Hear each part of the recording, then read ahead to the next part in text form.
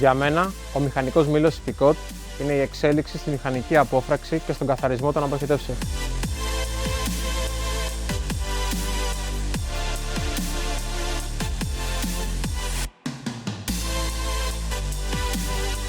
Έχει εντελώς διαφορετική χρήση και χειρισμό από την κλασική ατσαλίνα.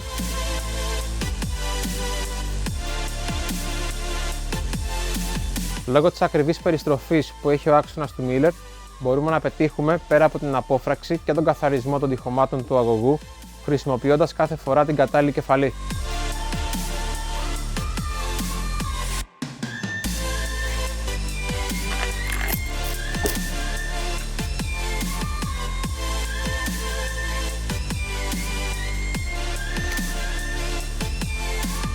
Ένα άλλο πλεονέκτημα είναι ο καλυμμένος άξονας που μειώνει στο ελάχιστο την πιθανότητα ζημιάς μέσα στον αγωγό. Αυτό μας δίνει τη δυνατότητα της παράλληλης χρήσης της κάμερας ώστε να εστιάσουμε στο σημείο του προβλήματος.